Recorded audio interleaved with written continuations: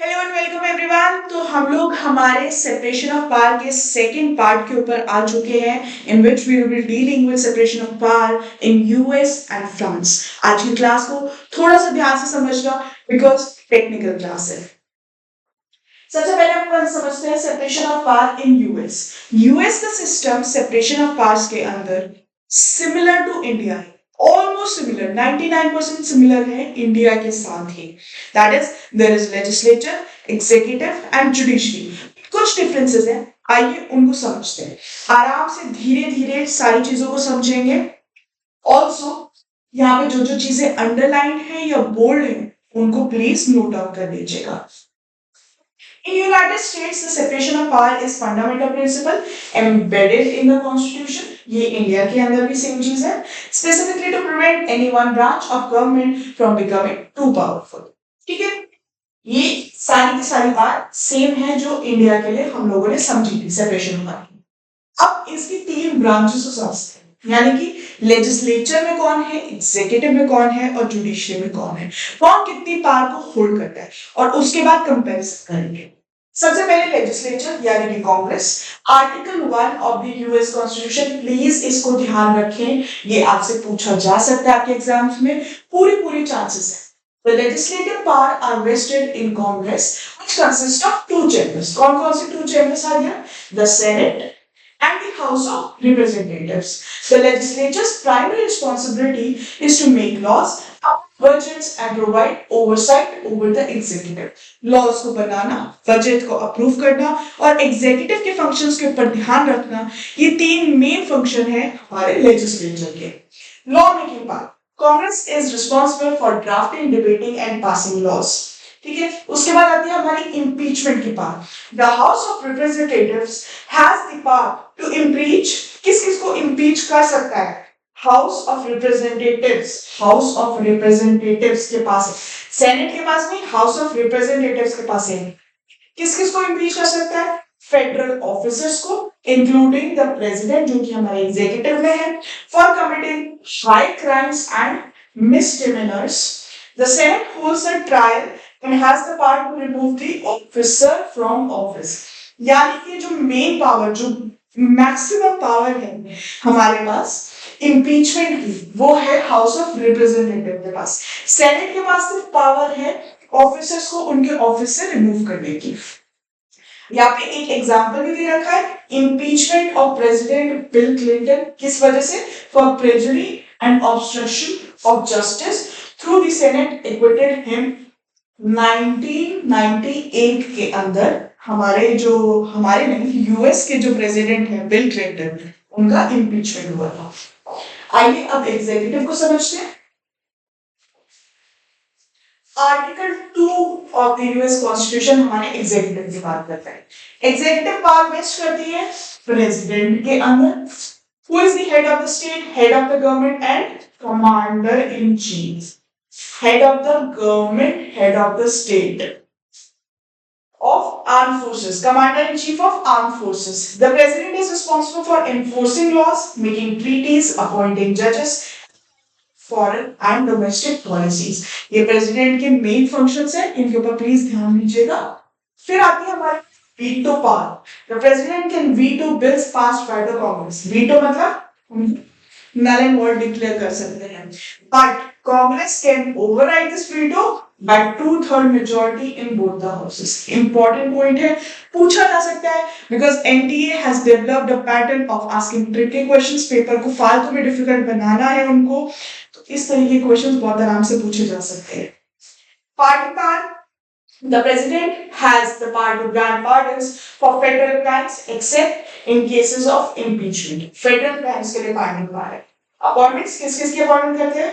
Federal जजेस की appointment करते हैं, including the supreme court, ambassadors की अपॉइंटमेंट करते हैं and members of the cabinet. But these appointments must confirm by the senate, यानी कि वापस से लेजिस्लेचर की ओपिनियन, एडवाइस लेनी पड़ेगी। की एग्जांपल हमारा वॉर पावर रेजोल्यूशन 1973 का दे रखा है, इतना इंपॉर्टेंट नहीं है आपके लिए। अब आते हैं हम लोग जुडिशरी के लिए। जुडिशरी दे रखा है हमें आर्टिकल 3 के अंदर, यानी कि यूएस कॉन्स्टिट्यूशन का 1, 2 और 3। legislature, executive or judiciary. The judiciary part is vested in the Supreme Court and the inferior courts. The judiciary is responsible for interpreting laws, resolving disputes, and ensuring that laws comply with the constitution through judicial review. यानी कि judiciary के पास judicial review की power है.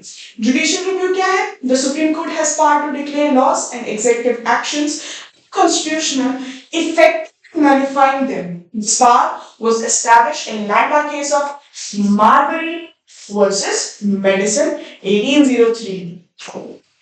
Judicial review power ये इस case के अंदर दी गई थी. प्लीज इस केस को नोट कर लीजिएगा. It is very important case. हम लोग इससे पहले भी पढ़ चुके हैं इस केस को और हम आगे दोबारा भी पढ़ेंगे बहुत सारे टॉपिक्स में. लाइफ टाइम अपॉइंटमेंट ऑफ जजेस. फेडरल जजेस including justices of supreme court are appointed for life. For life appoint होते हैं ये लोग. इंडिया के अंदर एज लिमिट होती है, यहाँ पे लाइफ के लिए अपॉइंट होते हैं, which ensures judicial independence and reduces political pressure. चलिए अब इनका कंपैरिजन देख लेते हैं एक बार.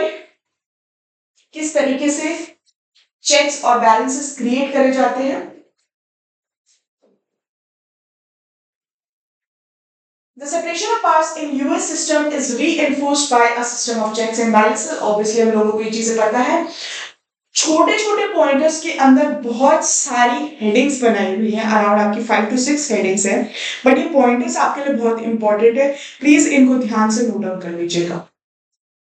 सबसे पहले आता है आपका impeachment. Congress can impeach and review president और other executive officials. Legislature checks on executive. Impeachment आ रहा है. फिर ओवरराइड वीटो हम लोगों ने ऑलरेडी पढ़ी है 2/3 मेजॉरिटी से. अप्रूवल ऑफ द अपॉइंटमेंट्स लेनी पड़ती है प्रेसिडेंट को. बजटरी कंट्रोल यानी कि बजट जो कंट्रोल करा जाता है वो लेजिस्लेचर के थ्रू होता है. लेजिस्लेचर में check on judiciary. Confirmation of जजेस प्रेसिडेंट को कंफर्म करना पड़ेगा लेजिस्लेचर के साथ. इम्पीचमेंट ऑफ जजेस ऑलरेडी लेजिस्लेचर ये चीज कर सकता है. कॉन्स्टिट्यूशनल अमेंडमेंट ये आपके लिए नया है. Congress can propose amendments to the constitution to override judicial decisions, though this is a difficult process requiring super majority. Super majority की जरूरत होती है बट करा जा सकता. उसके बाद आते हैं आपके चेक्स और बैलेंसेस. एग्जीक्यूटिव का चेक लेजिस्लेचर के ऊपर. कैसे? वीटो पावर एग्जीक्यूटिव के पास है. The president can veto bills Congress के लिए. फिर आते हैं foreign affairs and treaties. The president conducts foreign relations, negotiate treaties and has the power to issue executive orders in foreign policy. All the treaties must be ratified by Senate. यानी कि जो main power है वो legislature के पास ही है, but still एक indirect check तो है ही एग्जीक्यूटिव के ऊपर. एग्जीक्यूटिव का चेक जुडिशरी के ऊपर अपॉइंटमेंट्स के थ्रू आता है, पार्टी पावर के थ्रू आता है.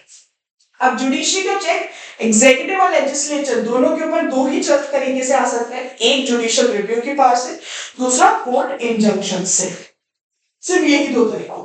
आई होप आपको यूएस की सेपरेशन ऑफ पावर क्लियर हो गए होंगे. लेजिस्लेचर में कौन कौन है, किसकी क्या क्या पावर है और किस तरीके से एक दूसरे के ऊपर वो चेक और बैलेंस क्रिएट करते हैं. आई होप ये आपको क्लियर हो गया होगा. चलिए अब आ जाते हैं हम लोग फ्रांस के अंदर, जो सबसे ज्यादा टेक्निकल एक मिक्स मैथ्स का कंसेप्ट है सेपरेशन ऑफ पावर फ्रांस का. आइए देखते हैं, समझते हैं क्या है. The separation of power in France is based on semi presidential system, जो कि कंबाइन करता है प्रेसिडेंशियल सिस्टम को भी और पार्लियामेंट्री सिस्टम को भी. France has a written constitution and separation of powers is designed to ensure a balance of powers between the executive, legislature और judiciary. यानी कि 3 ब्रांचेस है. ये चीज तो हमें समझ आ गई. सिर्फ यूके एक ऐसी कंट्री थी जहां पे लेजिस्लेचर की एक्सट्रीम पावर थी और उसके ऊपर कोई चेक नहीं जा रहा था. बाकी सारी कंट्रीज में directly indirectly there is a check over all the branches.